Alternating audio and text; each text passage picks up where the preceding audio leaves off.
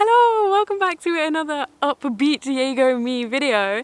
Today we're very calm, but we're also very positive because I am talking today the most frequently asked question I have ever had in my life, which is why are you such a positive, upbeat, happy person? I want to share that with you today as best I can, and I really hope that it helps you. If you think that might be something that is totally up your street, then please stay till the very end of the video where I'm going to be sharing not just any story with you, but the most helpful story.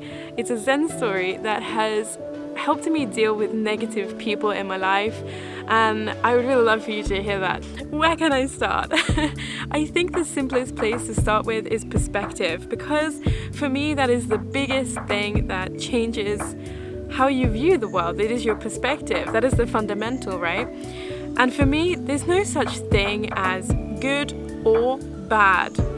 There's no sliding scale of amazing, excellent, happy life to horrible, crappy awfulness. That's just not a thing for me. For me, the way that I see the world is much more familiar with the Taoism way of seeing the world. You may be familiar with yin and yang, and that's where I kind of draw my perspective from on life. There is good things, but they might also have a part of negative in, and there are negative things, but they inevitably will have a bit of good in them as well. And there's no such thing as good or bad, and that's kind of what makes it easier for me to find the silver lining to every cloud, as we say in England, and that's just finding the positive side of a negative situation. Even when something really truly awful happens, like the George Floyd stuff at the moment, there is still a very positive, good side to that, and that is people coming together. That is people standing for people's rights, and that is beautiful, that is positive. And I think a lot of people recognize that. They recognize that although there's something really negative and sad, there's always a flip side to that, which is positive and productive, and it is going to get us to somewhere even better. So that's how I see life.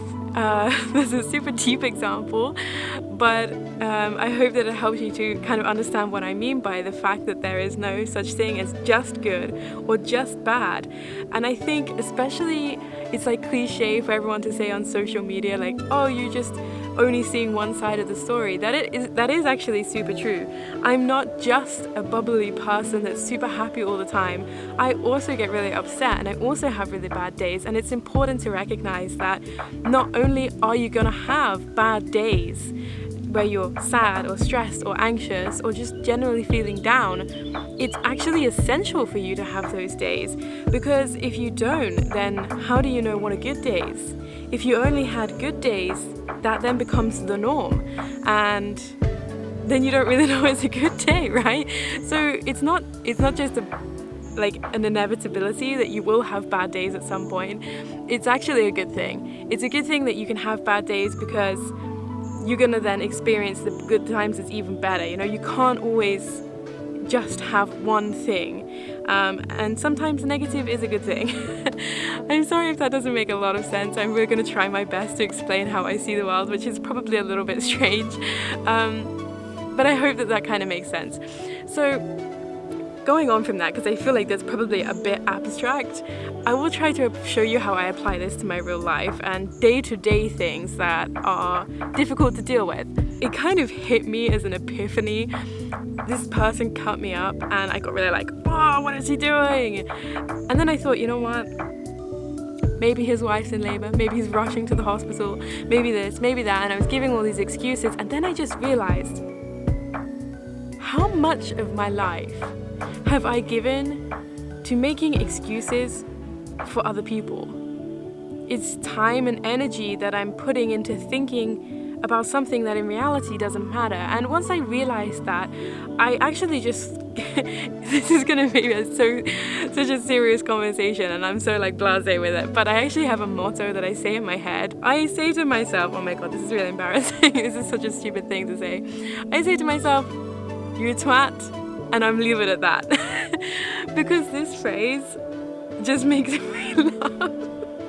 It just makes me laugh every time I say it, and that just distracts me from whatever people have done. But at the bottom line of this, really what I'm trying to say to myself with "you're a twat," and I'll leave it at that, is just I'm recognizing that I don't feel like their behavior was acceptable, but I need to leave it at that because I'm gonna waste more of my time, and they're not losing out.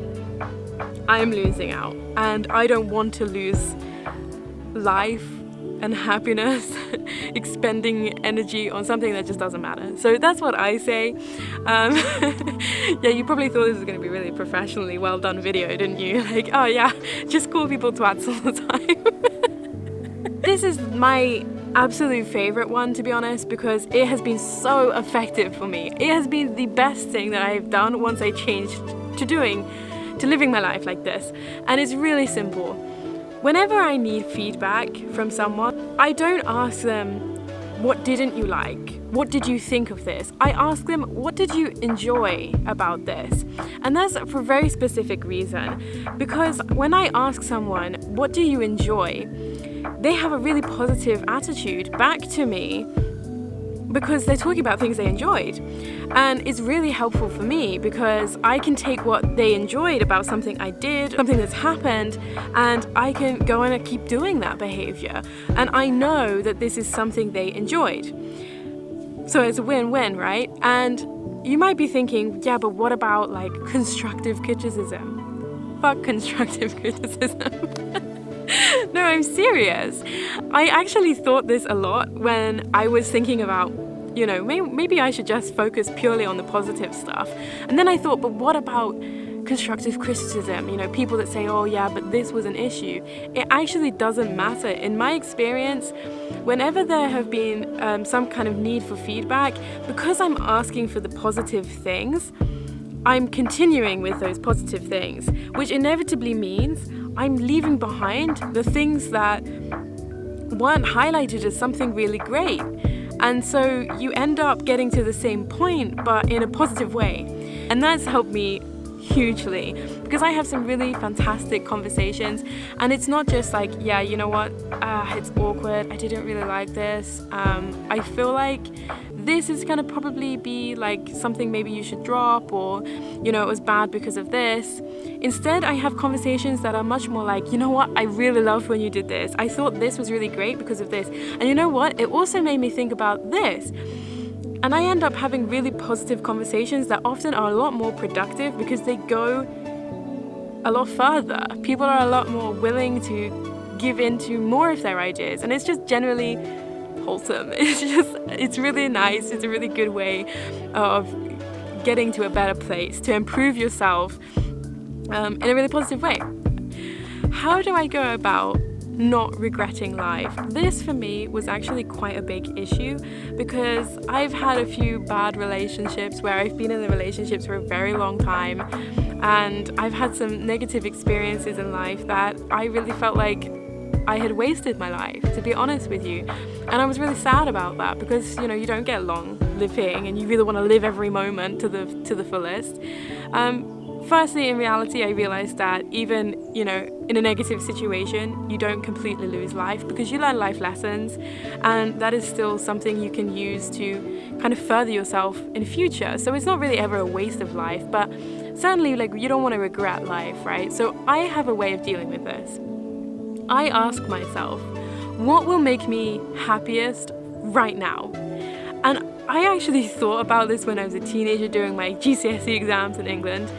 And I was like, yeah, but I can't do that because then I'll never get any of my revision done. I'm never going to want to sit there and revise.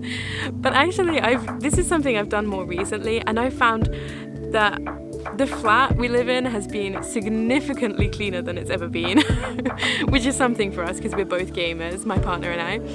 And I have time for gaming. I'm actually gaming probably a hell of a lot more somehow because I'm actually investing time, not just AFKing in Dalaran or wherever in World of Warcraft. And I'm also working a lot more. I'm a lot more productive. And here's the thing.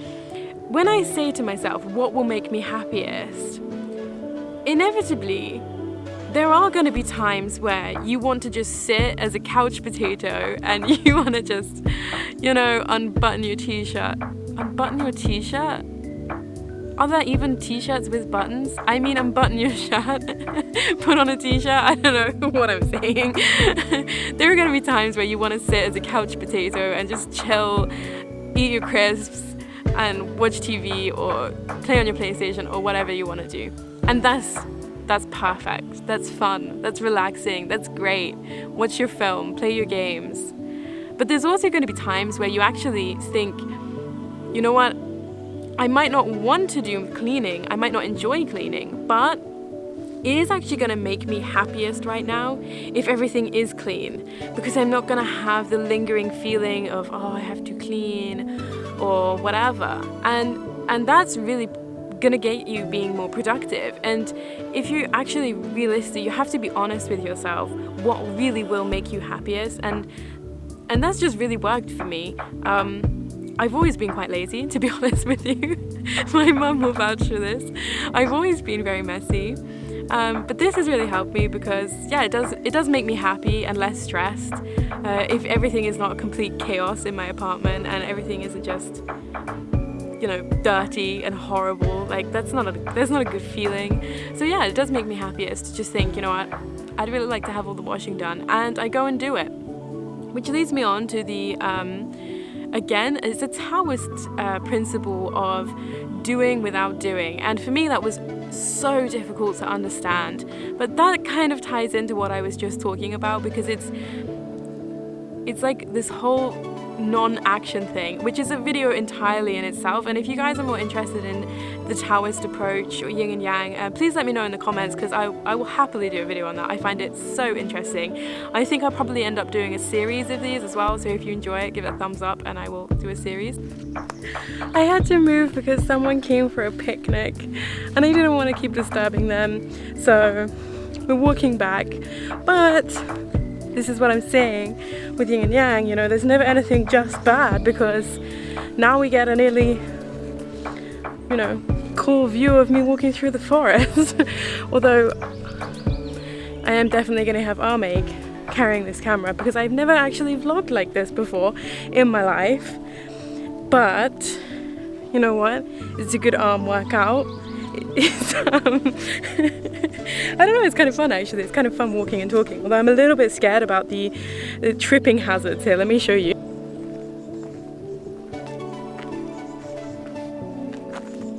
I had this conversation with my friend not too long ago. You're always going to be good at being you. You don't need to worry about whether you're enough or not. You'll always be just right, because you can't fail at being yourself. You're the only person that exists that is you. At the beginning of this video, I promised you a Zen story, so let's hear it already, shall we? I actually don't know where I heard this from. I heard it quite a few years ago, and I searched and searched and searched for hours trying to find this exact story for you guys, but I'm so sorry, I could not find it anywhere. I don't know the origin of it, but it's really great. I think it was a really good story, so I will try to repeat it as best I can, and it definitely will not be as beautifully put as it was the first time I read it, so I apologize for that. This story starts in a Zen temple. And this temple is very sought after.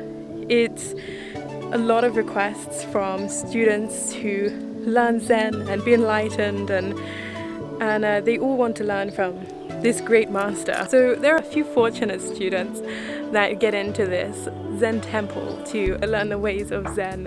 And after a while, the students start to realize that some of their things are going missing. And after a few more time passes, they realize it is actually one of the students. So they approach the Zen master and they say, this is unacceptable. This is not okay. This is not good behavior. This person is stealing from us and we demand that you kick him out.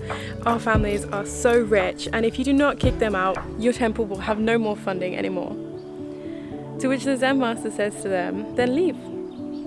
Because you are so blessed, students, to know what is right and wrong. But this man is not only poor in wealth, he is also poor in knowledge. He is so poor he does not even realize what is right and what is wrong. And so he is the only student that actually needs me. And I love this story because when I first read it, it really hit me. There are so many people that they don't really understand what is nice behavior. They don't really understand how to be kind to one another and how to love one another. They find it very difficult to be compassionate or sympathetic, and it's so easy for us to get annoyed at them and frustrated. I find like a lot of us, it's just generally human nature to, want revenge and to want justice, but in reality, people that tend to have bad behavior, they actually just they're the ones that get treated poorly. If you have poor behavior and people treat you badly, then that's all you know, and therefore you're just spreading the circle of treating people badly. If you really want to be feeling like you're a good person in yourself and positive and happy, you should try to treat those people with kindness and understanding, because the chances are they've probably only faced difficulties, disrespect, hate, irritation from their behavior their whole life. Okay guys, I think I've sustained enough bug bites now to keep me itching for quite a while, so with that I will sign off for this video, but I really hope that it was helpful for you and I hope that you enjoyed it.